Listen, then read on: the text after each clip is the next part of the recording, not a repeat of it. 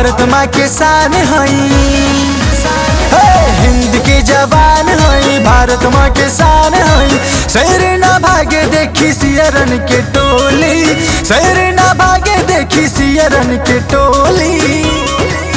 खेला बम और गोली से बॉर्डर पे होली, खेला बम और गोली से बॉर्डर पे होली, खेला बम और गोली से बॉर्डर पे होली, खेला बम और गोली से बॉर्डर पे होली।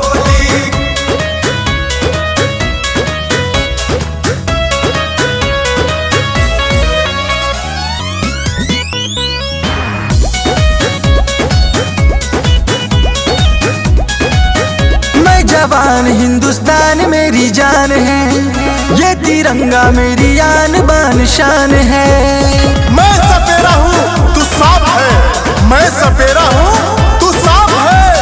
मैं जानता हूँ तुम्हारी क्या औकात है, पीठ पीछे छुप के वार करने वाले आप पाखंडी पाकिस्तान।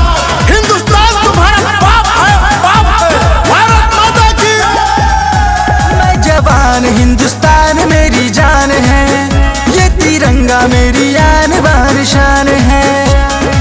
घूमिला भर के बारूद से झोली, घूमिला भर के बारूद से झोली, खेला बम और गोली से बॉर्डर पे होली, खेला बम और गोली से बॉर्डर पे होली, खेला बम और गोली से बॉर्डर पे होली, खेला बम और गोली से बॉर्डर पे होली।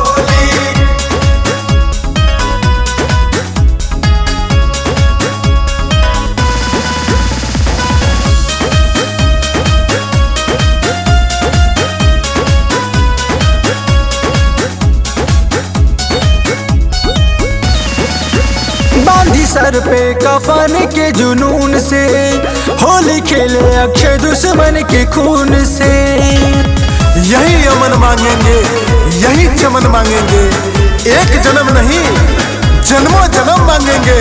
दुआ करेंगे खुदा से, है खुदा दोबारा कभी अगर धरती पे भेजना तो ये हिंदुस्तानी वतन मांगेंगे, वतन मांगेंगे। बांधी सर पे कफन के जुनून से, होली खेले पंकज दुश्मन के खून से। बच्चा बच्चाई है बोले ला बोली, बच्चा बच्चाई है बोले ला बोली। खेला बम और गोली से बॉर्डर पे होली, खेला बम और गोली से बॉर्डर पे होली, खेला बम और गोली से बॉर्डर पे होली, खेला बम और गोली से